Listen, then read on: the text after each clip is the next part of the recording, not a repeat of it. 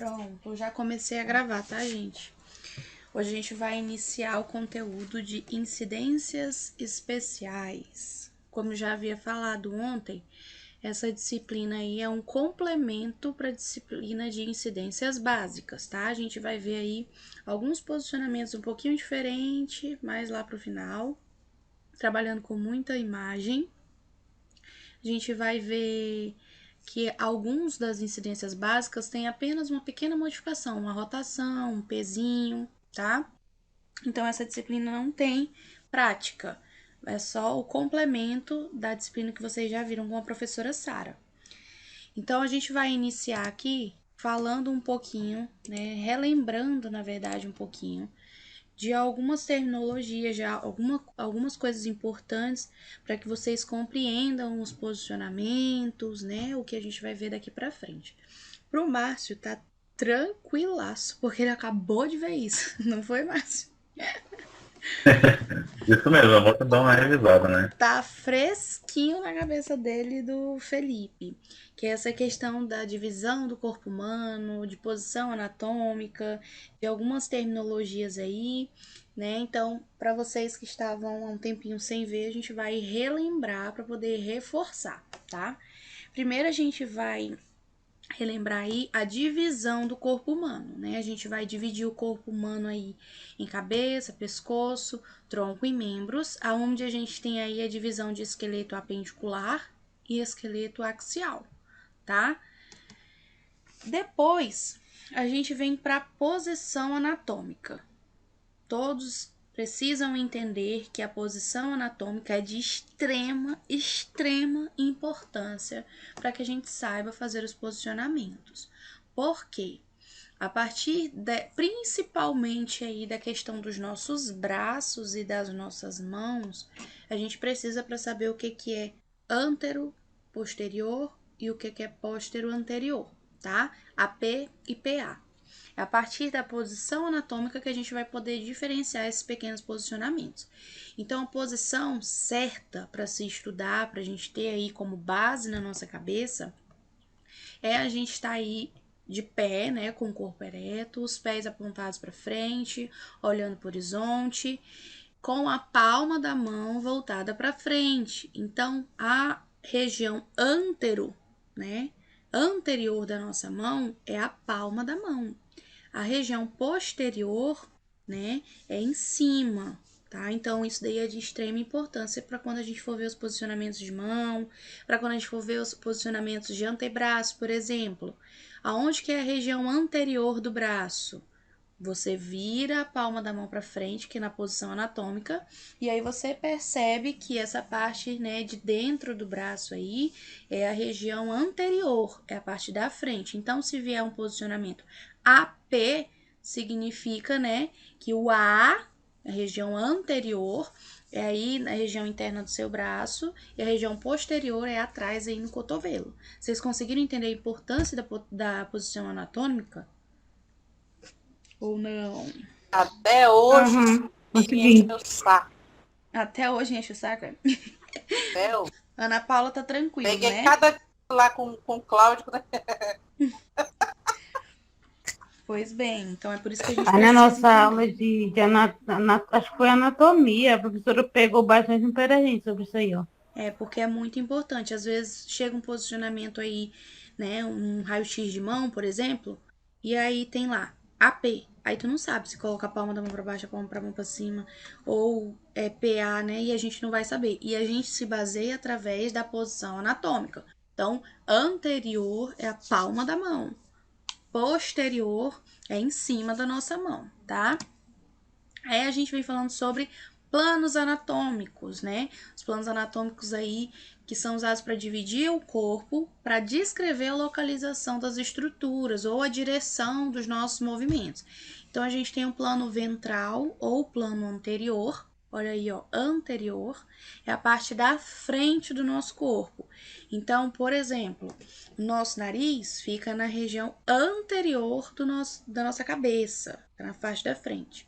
O músculo glúteo fica onde? No plano posterior, na parte de trás do nosso corpo. Então, isso é de extrema importância. A a questão dos decúbitos, né? Que a gente vai ver no próximo slide. Decúbito ventral, decúbito dorsal. A gente precisa entender para saber aí os posicionamentos, a região de alguns órgãos, alguns ossos. Então, todo mundo tá lembrando aí dos planos ventral, dorsal, que também pode ser posterior, lateral, que já dá para pegar de cara aí, né? Lado direito ou lado esquerdo. Podálico ou inferior, tudo que está mais próximo dos pés. Digam, o joelho tá em que região? Em qual plano? Parte inferior. Ou podálico, né? É. E tudo que tá mais próximo da cabeça, tudo que tá mais para a parte superior do nosso corpo, a gente pode chamar de plano superior, plano cranial ou até mesmo plano cefálico, tá? Aí a gente vem para os planos de secção. Os planos também é importante a gente saber, são formas que a gente tem aí de dividir o nosso corpo, de fazer cortes no nosso corpo, tá? O plano sagital medial é tudo que está no centro do nosso corpo, tá? Então, tudo que a gente falar de medial tá no meio do nosso corpo. E aí a gente vem para os cortes. O plano sagital aí, né? Faz uma divisão, corta o nosso corpo, né? Dividindo aí em lado direito e lado esquerdo. O plano frontal ou coronal.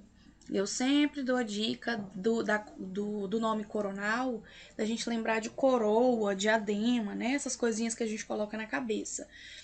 Quando a gente coloca na cabeça, vai fazer divisão do nosso corpo em antero, posterior, né? Em estrutura anterior e estrutura posterior, parte da frente e parte de trás. E o plano transversal, né, aquele que vai cortar o nosso corpo aí, fazendo a divisão em porção superior e inferior. Então, quando vocês fizeram o estágio lá de tomografia, vocês viram que a gente faz a imagem e lá no computador o Cláudio conseguia fazer, né, esses cortes aí, esses planos do jeito que ele queria. Sagital, coronal, transversal, de acordo com o pedido do médico também. Vocês lembram? Sim, lembro.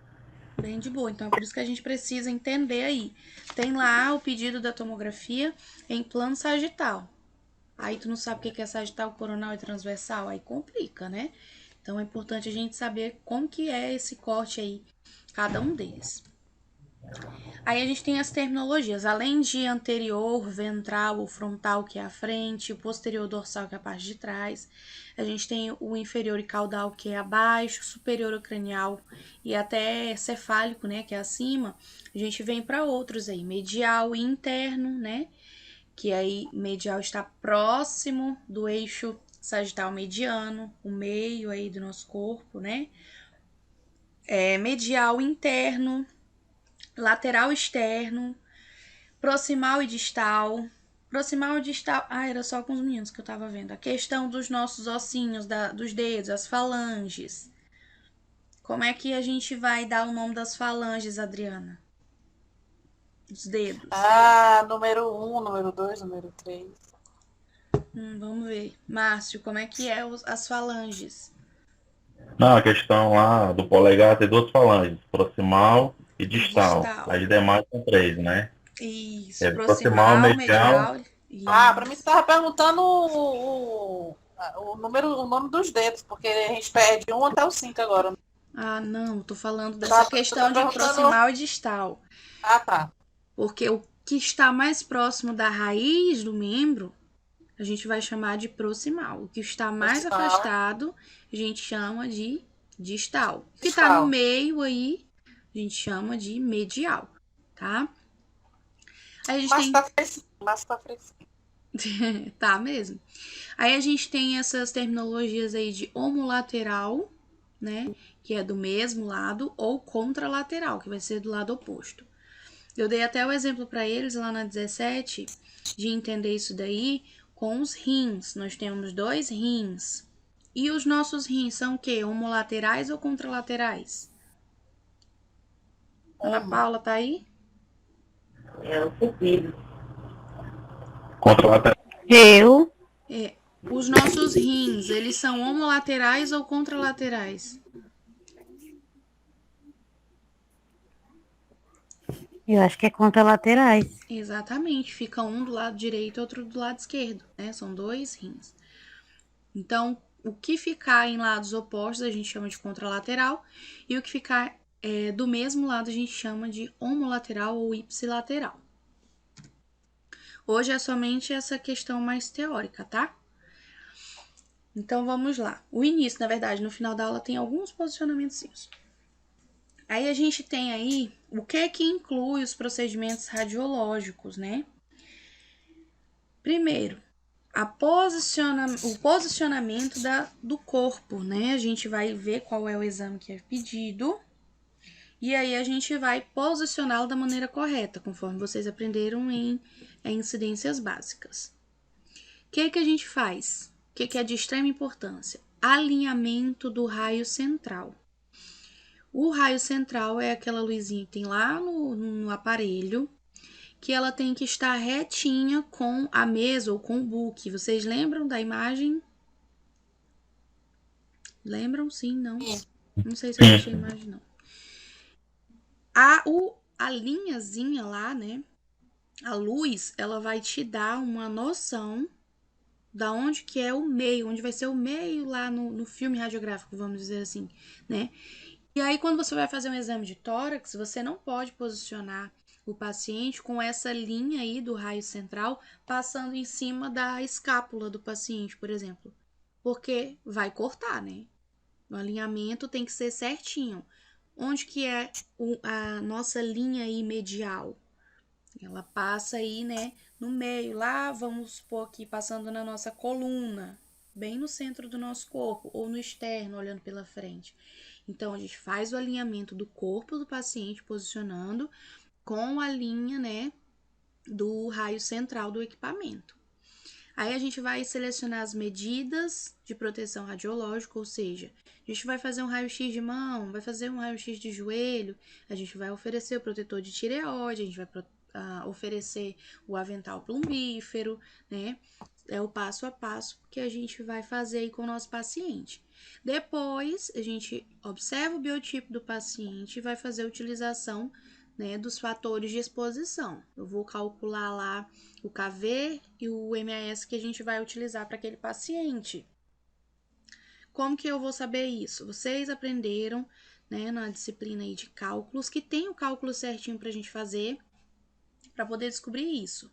Só que na prática, você não vai estar fazendo o cálculo, você vai ver que conforme você olha para o paciente, você já tem uma noção de quais são aí esses fatores que você vai colocar, né? A técnica que você vai empregar. Então, é um paciente menorzinho, é uma criança, né? Essa técnica são com níveis menores. Ah, é um paciente bem alto, bem forte, ele é mais moreno, a cor é mais escura da pele dele. Então, a gente vai utilizar técnicas, né, mais altas. Depois disso, a gente vai iniciar aí a realização da exposição, né, do paciente. A gente vai expor ele à radiação para a gente obter imagem. Depois que a gente expõe o paciente, a gente vai passar. No método convencional, né, a gente vai passar pelo processamento, a revelação do filme, que lembra lá a ordem, a gente vai revelar, vai fixar, vai lavar e vai secar, que é o método mais antigo, vamos dizer assim, né? E quando a Esse gente... método ainda existe lá na UPA do Cidade do Povo ainda, foi o que os técnicos me informaram, né? Lá, de processamento, né? Que é com a processadora. que é o convencional. Só que já vai mudar lá também, porque são os últimos lugares que estão trabalhando assim. Então, a grande maioria dos lugares agora trabalha com o método digital, né? O método digital, após a exposição do paciente, a imagem já vai aparecer lá na tela do computador e aí você já vê se o paciente se movimentou, se o paciente estava posicionado corretamente, se a imagem está com uma nitidez adequada, um contraste adequado, e aí dá para você. Se foi só um brilhozinho que dá para ajustar, você vai lá, ajusta na tela do computador e tá tudo certo. Se foi um posicionamento, se o paciente tossiu, mexeu um pouquinho, não tem como melhorar na tela. Você vai lá e repete o exame dele. Está tranquilo? Oi. Érica, é só a questão assim que eu até perguntei para eles, né? Que assim, eu, lá no estádio de mamografia, às vezes estava tranquilo, né? Quase não tinha paciente, eu ia lá para o raio-x para ver essa questão. E às vezes eu perguntava, e eu tive até curiosidade de perguntar como é que eles sabiam, né? A questão assim, de usar o KV, o MAS direitinho naquele paciente, Uhum. entendeu? Mas assim, eu sei que eles me explicaram assim de uma forma, mas não foi suficiente, entendeu? Eu acho que isso aí vai, só mesmo quando eu estiver no estágio mesmo, a gente vai olhar para o paciente, vai ver qual é, né, realmente que vai ser usado, né, o KVMS, e, Vai né, sim. uma boa radiografia, né? Aí ela só falou assim, tem aquela questão lá, que é o KV, né, que é 2 vezes pessoa mais constante, que é o cálculo, né? Uhum. Aí, só que assim, foi falado, mas a gente vai, eu creio que vou aprender mesmo quando estiver praticando lá no estádio. Vai. Não se preocupa, não. Alguém queria falar? Não? Então, essa questão do cálculo, a gente, na hora, né, de fazer mesmo o exame, a gente não vai fazer o cálculo. O preceptor vai falar para você, olha, esse paciente aí é um exame de tórax, por exemplo, a gente utiliza KV tanto, MAS tanto, que a imagem vai ficar boa. Aí você vai pegando. Você olha para o paciente, vê o que você usou, leva um caderninho, anota o KV e o MS que você utilizou, e aí você vai guardando as informações. Os profissionais que trabalham já na área, né, eles vão ter uma facilidade maior porque eles atendem todos os dias, né, pacientes de biotipos diferentes, então é mais fácil para eles. Não é nenhuma questão que eles decoram mesmo, né? Aprende na prática. Todo dia atendendo paciente mais alto, mais baixo. Então, quando ele olha para o paciente, ele já sabe, não precisa nem fazer cálculo, não, tá? Então, quanto a isso, não se preocupem. Aí a gente vai para mais termos. A gente tem os termos aí para superfície das mãos e dos pés. A gente pode utilizar plantar. Plantar está se referindo aí à superfície, né, posterior do nosso pé. O que é plantar? Conseguiram entender? É a parte de A baixo, né, parte do de cima, pé. a parte de cima, não, de baixo. É porque o pé, né? Como é que vai ficar a parte? Acho que é a palma, né, da mão ou do pé, né? Não, plantar a gente está falando do pé.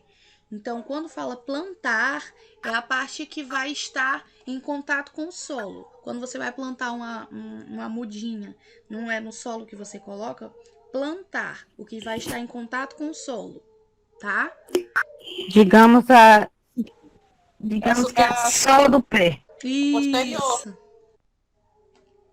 Aí o dorso a gente vai estar se referindo aí ao topo, né? Ou a superfície anterior do nosso pé, a parte de cima. Aí quando a gente fala de palmar, é que a gente está falando de mão. Então, plantar, a gente está falando da parte de baixo do pé. Palmar, a gente está se referindo à palma da nossa mão, tá? Então, são termos que vocês também podem utilizar aí no dia a dia e é bom a gente estar Ah, tá. lembrando. Plantar é o pé, né? Palmar é a mão. Isso. Plantar é o Esse pé. volar, o que é isso aí, volar? Pode ser palmar ou volar, que está se referindo à palma da mão. Mais questão de posicionamentos aqui, ó. As posições, né, do paciente lá deitadinho na nossa maca. Vocês vão fazer o estágio agora de raio-x. Então, vai chegar a paciente, né, que você vai fazer exames aí, por exemplo, de pelve, que é da nossa cintura pélvica, do osso do quadril. O paciente vai fazer esse exame aí, geralmente deitado. E vai depender de como o médico pediu. AP ou PA. Como que a gente vai saber isso? A gente sabe aí, ó, decúbito dorsal. Quando a gente fala em decúbito dorsal, a gente está falando do paciente ficar deitado com as costas em contato com a maca, né? A mesa de exames. que pode ser chamado de decúbito dorsal Esse ou de posição decúbito supina. ventral aí, esse decúbito ventral aí, a gente viu muito na UTI. Uhum. Então, a gente pode chamar, além de decúbito dorsal, a gente pode chamar de posição supina. Posição aí prona ou decúbito ventral, o corpo fica deitado com a face, né, com a parte da frente voltada para baixo. E o decúbito lateral pode ser decúbito lateral direito ou esquerdo, né, que é o paciente estar deitado de lado. Decúbito lateral direito, a parte direita do paciente tem que estar colada na mesa. Decúbito esquerdo, o lado esquerdo do paciente que tem que estar colado na mesa, tá? Tranquilo isso daí também, né? Sim, Coisa- Sim. mais questão de posicionamentos pra gente lembrar aí, ó. Uma posição ereta ou ortostática. É a posição aí que a gente fica de pé. Então, na descrição aí, que a gente vai ver de alguns posicionamentos, né? Relembrar aí, a gente vai ver lá. Posicionamento paciente em ortostática. O que significa? Que você vai posicionar o paciente de pé, tá? Então, é importante a gente saber isso daí para a gente poder estudar os posicionamentos. Então, quando a gente estiver vendo lá um PA de tórax, qual é o posicionamento? Paciente em posição ereta ou paciente em ortostática, significa paciente de pé, a não ser para as exceções, quando o paciente vai ser feito o exame no leito, né? Quando o paciente vem aí de cadeira de rodas, aí a gente pode adaptar. Vocês que foram para tomo, que o Cláudio levou vocês para fazer raio-x na UTI, puderam perceber, né? Que nem sempre as coisas são do jeito que manda, né? E que a gente gostaria, fáceis. A gente tem que estar lutando lá com o paciente na UTI, paciente que está acamado. Então, a gente tem que fazer esse esforço aí. É a posição de Trendelenburg. É uma posição que a gente vai ficar em decúbito. O que é decúbito, gente? Deitado. Deitado. Paciente deitado. Isso. Posição de Trendelenburg é uma posição aí deitado, né? Que é essa imagem aqui, ó. Vocês estão vendo a setinha? Ó, O paciente vai estar em decúbito, deitadinho. E o plano do corpo vai ficar inclinado de forma que os pés fiquem mais altos do que a cabeça. Percebam que a maca tá aqui, ó, inclinada e os pés dela tá mais alto do que a cabeça. Então, esse é o isso aí é para tirar raio-x do que? Da cabeça? Pode ser de qualquer parte. É o posicionamento de Trendelenburg. É uma inclinação e é feito o exame. Não Vai vi esse depender aqui, do. não. Oi? Não vi esse por aqui, não. Não entendi. Eu não vi esse posicionamento nos estágios. Não, mulher, tu não fez estágio ainda, não, mulher. Não, desse posicionamento aqui. Tu não vai fazer ainda de raio-x? Ah, isso aí só faz de raio-x. Como é que tu vai fazer o Tu paciente acabou de falar que faz qualquer parte? do corpo, mulher, não qualquer parte de exames. Tu entendeu? O posicionamento, né? Geralmente, o posicionamento de Trendelenburg, na verdade, ele é feito aí para exames, onde o médico vai fazer exame ginecológico, né? Que dá para ficar mais inclinado. O mais conhecido, eu acho que tá aqui, é o litotomia. Esse aí as mulheres conhecem. Mas o Trendelenburg também pode ser utilizado, tá? Eu sou muito boa de inglês, gente. Apreciem. Fowler. Esse posicionamento aí também decúbito. Traduz esse negócio, o que ele quer dizer, meu Deus? É o inverso do Trendelenburg. Pronto, traduzi. O corpo vai estar inclinado de forma que a cabeça fica aí, né, mais acima do corpo. Então, Trendelenburg, os pés, né, ficam aí mais altos do que a cabeça. E o oposto, como seria? Flower. Sempre aqui é um nome tão complicado. Também não sei.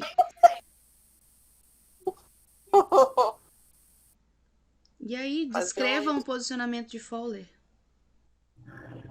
Não, a cabeça ela fica mais alta, mais né? alta do Fica que mais o acima do que pé. os pés. Isso, é uma posição que pode ser utilizada aí após cirurgias, né? Para conforto do paciente, tá?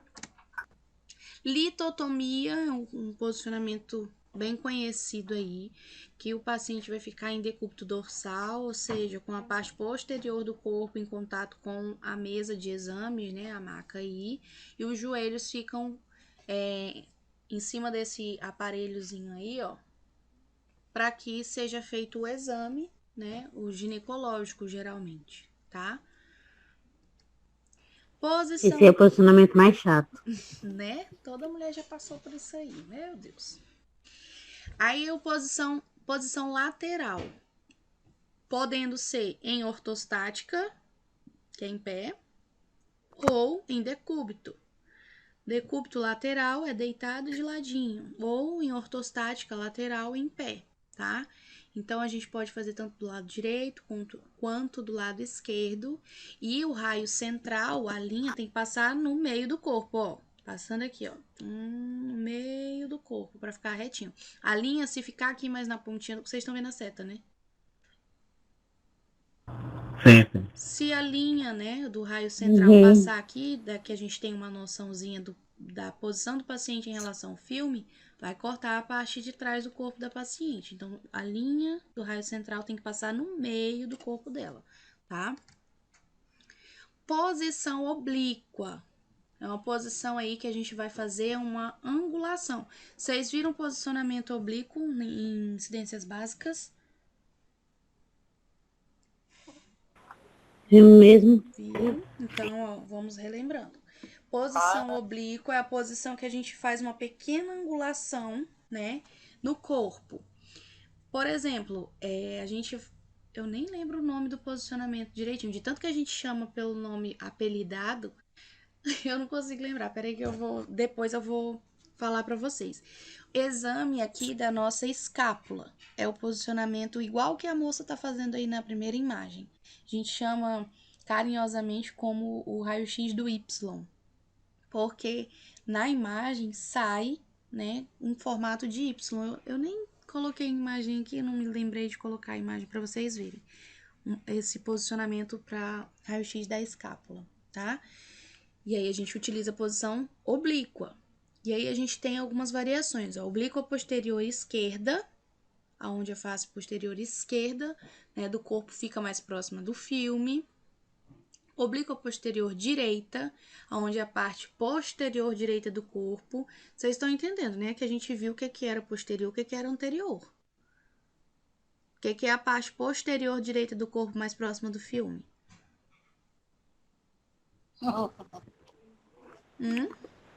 Bora, Márcio. Vamos ver tá Posterior a parte de trás, né? Isso, então a parte de trás direita do corpo mais próxima do filme. Porque a gente fica meio que de ladinho. Então, se for o posicionamento aí oblíqua posterior direita, vai ser posterior. Vamos por partes, decifrando o nome. Oblíqua é de ladinho, né? Fazendo uma angulação. Então, a gente já sabe que o posicionamento é de ladinho. Posterior, o que é posterior? Parte de trás do nosso corpo. Então, a gente vai saber que o paciente tem que estar de ladinho, com a parte de trás do corpo mais próxima do filme. E aí, o que vai dizer é qual que é a parte, direita ou esquerda? Pronto, já decifrou. Então, a gente vai por partes no nome que dá pra gente ser mais fácil da gente poder decifrar, tá? Aí, a gente tem oblíquo aí anterior, ou seja, aonde a parte da frente do corpo vai ficar mais próxima do filme, podendo ser do lado direito ou esquerdo, fazendo essa angulação, tá? Nessa imagem a gente tem tanto em ortostática, ou seja, em pé, posição oblíqua, quanto deitado. Ai, que coisa difícil, meu Deus. Não parece difícil, gente, mas é como eu falei, quando vocês forem para a prática, no caso no estágio, vocês vão ver que não é um bicho de 7 cabeças. Quando a gente bota a mão na massa, E 9. não foi assim na tomo, Adriana? Ah, a toma é muito fácil. Uhum. É fácil assim, né? Entre aspas, né? Mas aí, quando começou, era um medo danado. Ai, meu Deus, eu não vou conseguir. Eu não entendi nada. Essa oblíqua, Já tá apurando os braços do pessoal. essa oblíqua e posterior é meio complicado. Que é a parte de trás do corpo encostada no filme, podendo ser direita ou esquerda, fazendo essa pequena angulação. Aí a gente vai para essas incidências, né? O que é a incidência? Ela vai descrever a direção que o raio-x vai entrar no objeto ou no paciente, né? E como que ela vai sair, tá? Então, a gente tem primeiro aí uma incidência em PA, ou seja, póstero anterior. O raio vai entrar pelo P, ou seja, pela região póstero, né? E sair na anterior, na parte da frente. Então, uma posição em PA, somente PA, o raio entra por trás e sai pela frente. Região póstero anterior, sem nenhum tipo de rotação, tá? A incidência anteroposterior. A gente coloca, vocês sempre vão ver abreviados. AP ou PA, quando vier o pedido, tá? O AP, que é a incidência anteroposterior, vai ser o contrário. O raio vai entrar pela região antero, pela parte da frente, e sair, né? A região posterior do nosso corpo vai estar mais próxima do filme, tá? Então, PA, póstero anterior, entra pela frente, sai por trás. Entra por trás, sai pela frente. E o até eu confundi. E o AP, antero posterior, entra pelo antero e sai pelo posterior. Aí a gente vem para as incidências oblíquas, né? Que é essa que tem uma pequena angulação, tá? Então a gente tem aí, ó, um exemplo, uma incidência oblíqua do pé. No caso aqui, a gente está vendo um equipamento, né, para auxiliar. Só que pelo menos eu no meu estágio não tinha esse equipamento, né, para poder ajudar a gente. Pode ser que tenha quando vocês forem. Né? Geralmente a gente pega o pé do paciente, dá uma rodadinha e pede para ele aguentar lá de ladinho, que é a posição oblíqua do pé. Aí a gente tem a incidência lateral, né, que é o membro de ladinho. Lembra que a gente falou? Lateral é do lado. Então, lembra, posicionamento anatômico, paciente ereto. Qual que é a lateral do pé? A gente tem a lateral direita e a lateral esquerda, né? E temos axial. A incidência axial, a gente também está descrevendo o trajeto que o raio vai fazer, né? E a gente se baseia aonde o raio central está. Vai ser uma cruzinha, no caso aqui na imagem é redondinho, né? Mas a gente se baseia onde tiver esse redondinho aqui, ó, da luz, é onde o raio vai entrar. Então aqui, ó, na incidência axial, o pé vai, por exemplo, do pé, né, que a gente colocou, o raio central vai entrar também com uma pequena angulação. Esse aí é um exame de calcânio. O Márcio tá se dando bem com as imagens em espanhol, né, Márcio? Isso. Projeção planta dorsal. Deu calcâneo. Isso. E aí a gente tem a incidência tangencial. A incidência tangencial aí vai pegar aí a curva, né? Uma curva da superfície de algum ponto específico. Um exemplo da onde que a gente faz uma incidência tangencial pode ser do arco zigomático. Onde é que é o arco zigomático? Sem ser o Márcio. Ana, lembra do arco zigomático? Onde é que é o osso zigomático? Cigomática é na parte do crânio, assim, da cabeça. Isso. Eu O não sei osso a parte zigomático certa. Assim. ou zigoma é o que forma aí a maçã do nosso rosto, que passa perto do nariz, abaixo do Ah, é. olho. Uhum. Então, ele faz É, meio que uma é verdade. curvinha. Quando a gente olha aí o crânio, né, estudando a anatomia do esqueleto, a gente vê que esse osso faz uma pequena curvinha.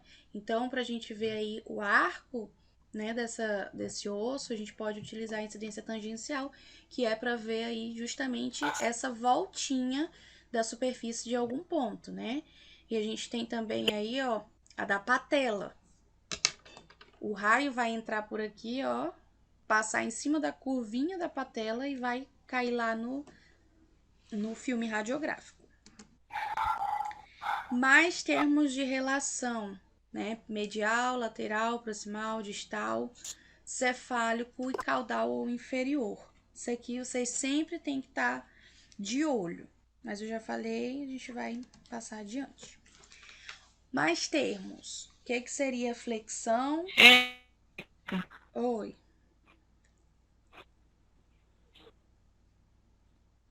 Alguma dúvida? Alguém queria falar? Ou não? Tá, vamos continuar.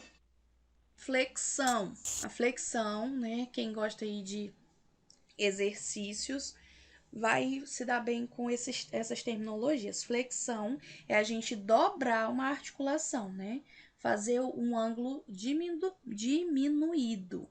tá? E a extensão é a gente aí estender, né, uma articulação, aumentar o ângulo aí entre as partes. Então, a gente tem aqui, ó, na primeira imagem, a extensão do punho, tanto direito quanto esquerdo.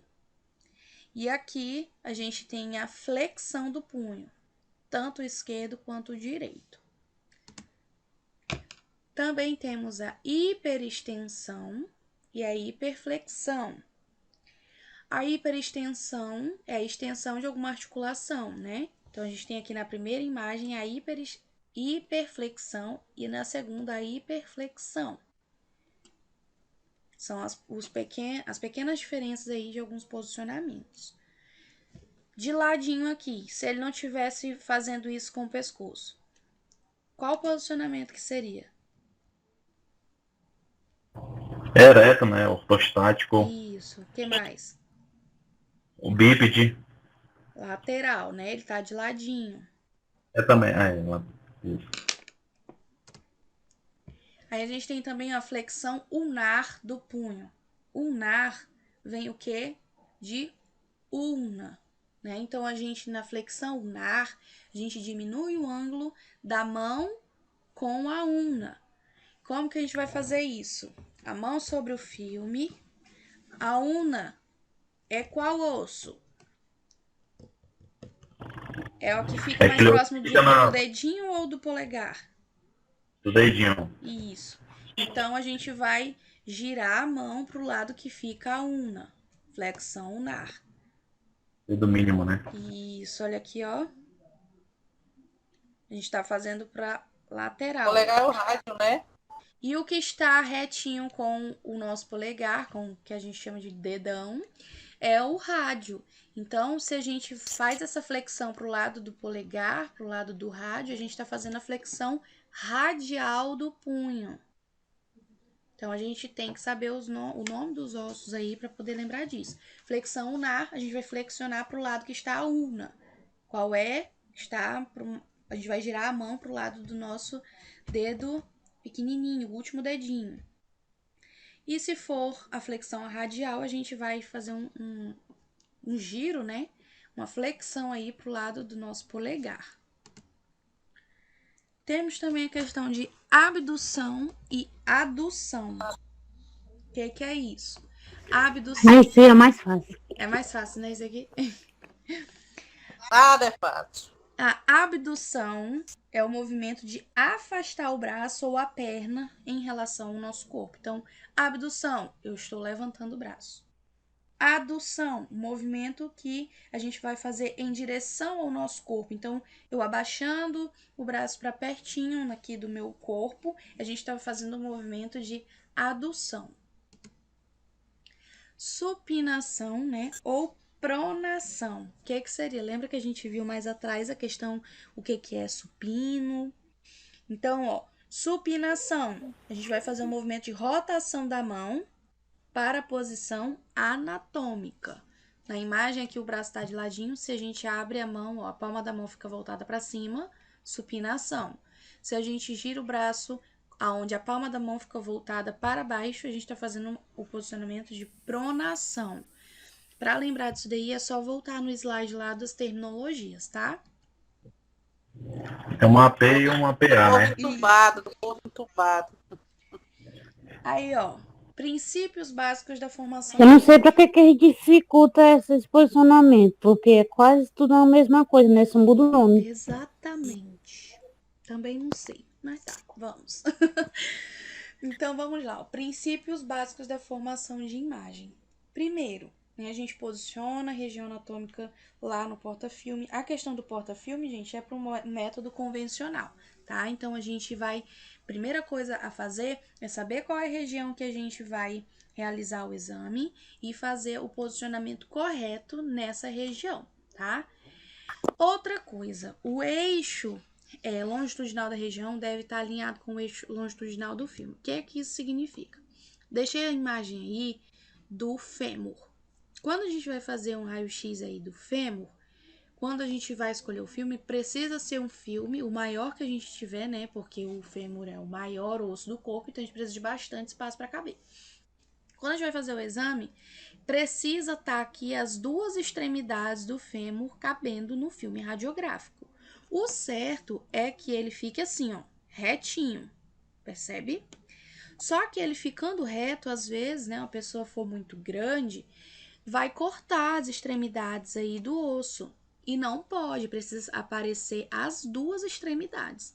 Então, como que a gente resolve isso? Às vezes, quando não cabe assim, no posicionamento correto, a gente pode fazer, né, uma incidência aí longitudinal, assim, de ladinho, conforme essa primeira imagem, para caber as duas extremidades do osso. Então, a gente, na prática, gente, vocês vão aprender aí muitas coisas onde vocês precisam utilizar a criatividade, tá?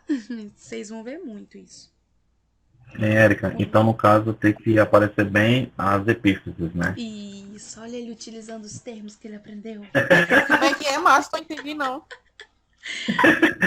Não, eu tava mostrando que tem que aparecer as extremidades, né? As Lá do fêmur. extremidades, ele falou o nome técnico, que as extremidades a gente chama também de epífise. Sim, senhor, doutor. Aí, o que mais que é utilizado? Né? Os marcadores de filme, identificação do paciente.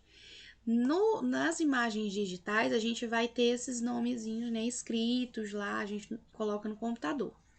Mas em alguns casos, a gente precisa colocar diretamente no filme algumas letrinhas para identificar o lado, né? A gente coloca aí as iniciais do nome da paciente. Por exemplo, quando eu fui fazer meu estágio de mamografia, eu fiz no método convencional, onde era utilizada a processadora para revelar o filme. Então a gente utilizava ainda o chassi, né? Os cassetes, na verdade.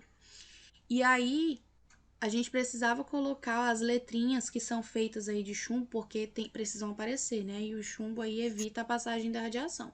Então a gente coloca aí. Na imagem tá em inglês, né? RL, mas aqui a gente coloca D de direito, E de esquerdo. Para dizer lá que a mama, a que tinha o Dzinho, era a mama direita.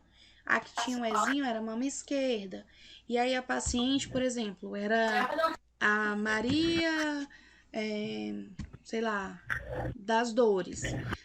Aí a gente colocava M, D, Maria das Dores e a primeira letra do sobrenome dela. Aí ficava MDS, por exemplo, de Silva.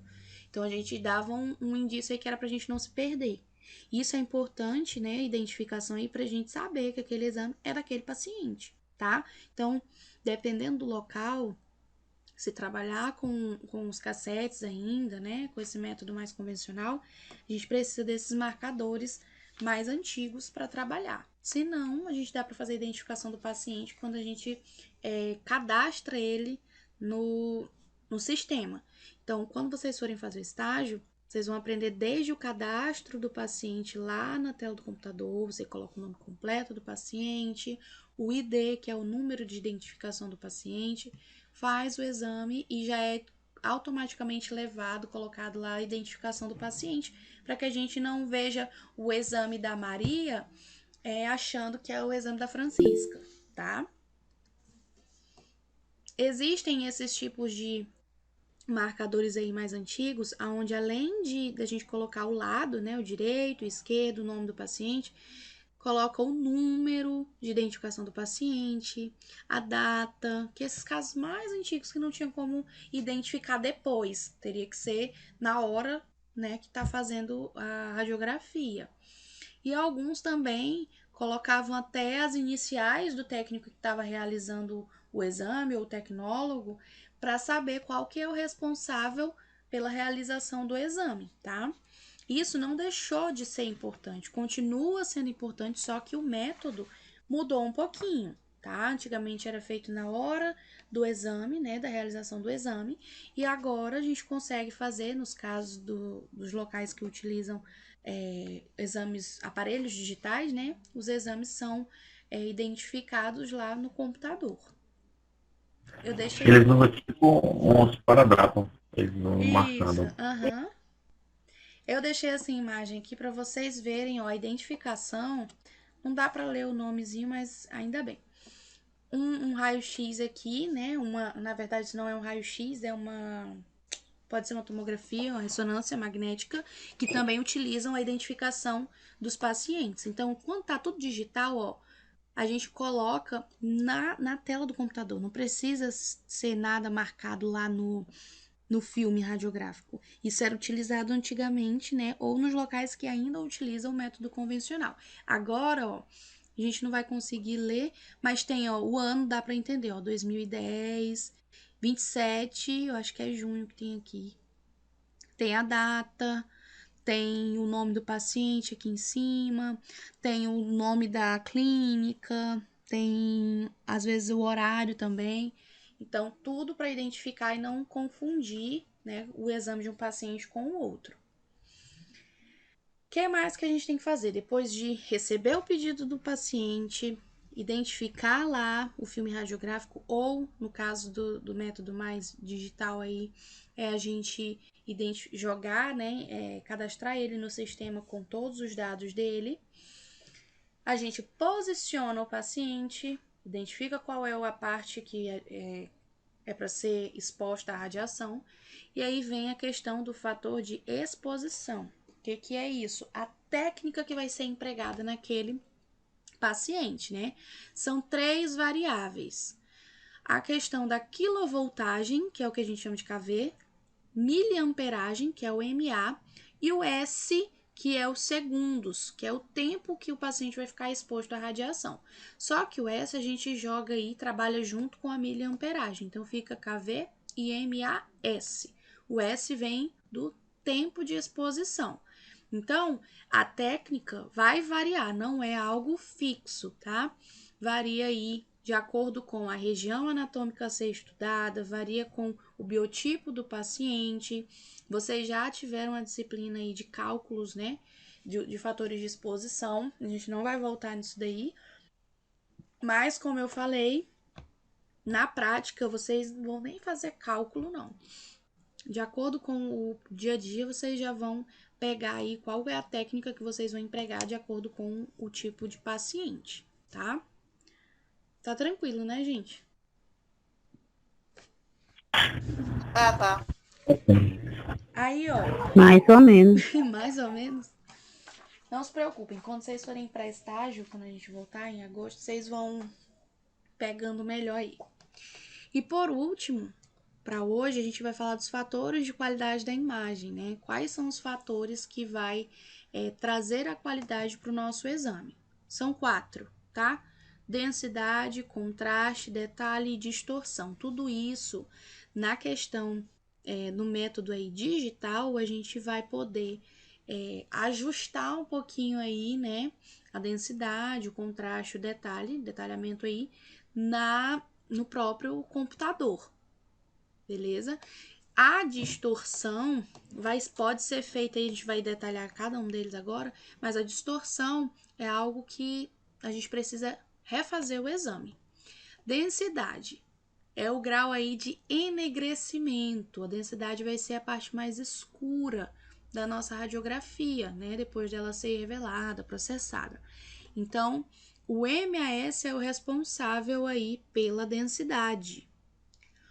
O contraste é a diferença aí, né, entre as áreas do nosso corpo que fica lá. Então, o contraste vai trazer aí essa diferença entre o que está mais escuro para o que está mais claro, tá? E o fator aí, o controle primário, para a gente trabalhar o contraste, é o número de kV. Então, quanto mais a gente coloca kV, né, mais vai aumentar o contraste da imagem. Só que lembrando que vocês precisam lembrar dos princípios de proteção radiológica, o princípio de Alara, onde a gente não pode utilizar uma técnica muito alta só para a gente obter uma imagem bem nítida, né, bem top, porque a gente, conforme a gente vai aumentando aí a técnica, a gente aumenta o nível de radiação que é emitido no paciente. Então, o que a gente tem que fazer? Utiliza um nível adequado para o tipo de corpo do paciente, né, para o tipo da anatomia do paciente, para que a imagem fique boa, mas que a gente também não ofereça riscos à saúde dele, tá?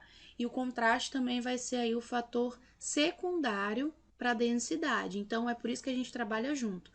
Um nível de KV, um nível de MA, né? MAS, que a gente envolve o tempo de exposição aí, de acordo com cada tipo de paciente. Não vou poder dizer para vocês agora, KV é tanto, MAS é tanto, porque como eu já falei, vai mudar de acordo com a região anatômica e como que é o seu paciente. Quando vocês estiverem lá no estágio, o preceptor de vocês já vai dizer, olha, aqui a gente aumenta o KV, diminui, o MAS a gente aumenta e diminui aqui. E aí, quando chegar um paciente, ele vai dizer, ó, posicionamento é de mão, olha a mão desse paciente. A gente utiliza esse KV, essa quantidade de MAS, porque é o adequado, dá para a imagem ficar boa e não traz riscos para a saúde do paciente. Tá? Aí, chegou um tórax. Geralmente o tórax num paciente assim, a gente utiliza tanto de KV, tanto de MAS, e aí vocês vão aprendendo. Dá para vocês levarem o caderninho, como eu já falei, e anotando quais são os valores mais utilizados, porque existem valores, né, mais utilizados aí de nível de KV e de MAS. Eu, por exemplo, levava o meu caderninho. E aí a gente utilizava geralmente em tórax de criança, a gente colocava 75 de KV e 12 MAS. Aí a gente de coxa colocava 68 de KV, 12 MAS, tórax, dependendo aí do biotipo do paciente, era 80 KV, 50 MAS, porque também depende da região, se é algo que é mais espesso, né? Então, vocês vão ver isso na prática e anota aí que se você esquecer quando chegar um paciente e estiver sozinho para fazer, você já vai lembrar. O detalhe a gente vai definir aí como a nitidez da estrutura, né, na radiografia. Então, quando se não tem detalhes, a gente trabalha aí falando que é o borramento da imagem, né? Bem detalhado, a gente vê aonde começa a estrutura, aonde termina ela e começa uma outra, é o detalhe mesmo da imagem. E a distorção vai ser definida aí como um posicionamento errado ou que o paciente se movimentou, né? E aí a imagem fica diferente do que ela é na realidade.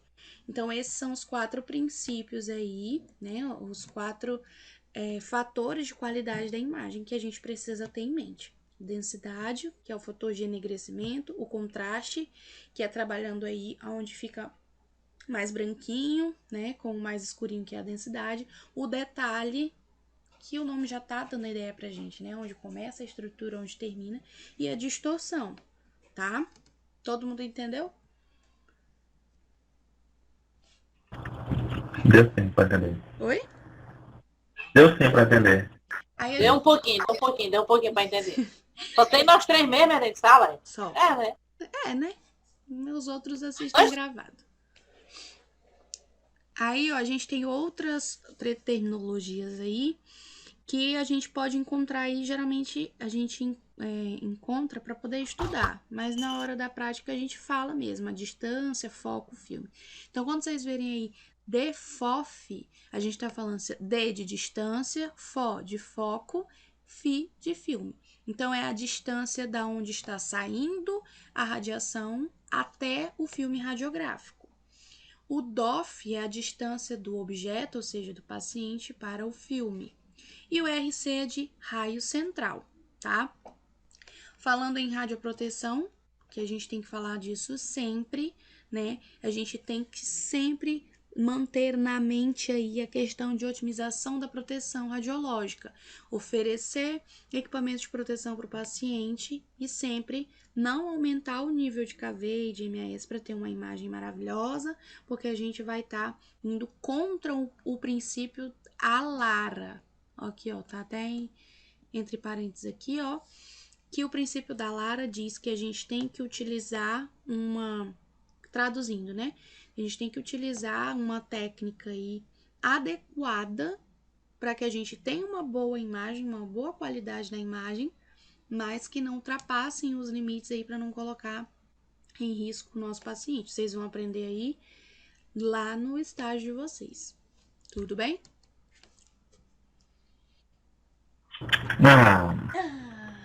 Amanhã a gente continua falando, tá? A gente vai ver alguns mais posicionamentos, mais alguns termos aí. Amanhã é quarta-feira, né? Isso. Na quinta-feira a gente continua na plataforma falando de mais incidências, né? A gente vai relembrar algumas incidências básicas, algumas considerações sobre posicionamento.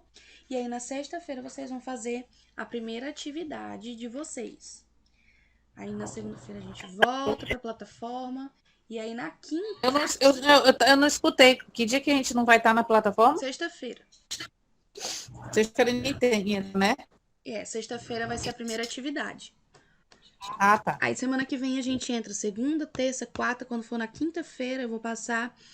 Vou explicar uma atividade que vocês vão iniciar, tá? O trabalho. E aí, quando a gente voltar do recesso, vocês já vão voltar apresentando esse trabalho que eu vou deixar bastante tempo para vocês fazerem, tá? E esse trabalho é individual, é? Não, vou colocar em grupo para ficar mais. Ei, Márcia, nós! Então é isso, gente. Amanhã a gente se encontra de novo aqui, tá? Qualquer dúvida, me chama lá. Estou lá no PV falando com você já. Isso, Boa noite. Boa noite. Boa noite.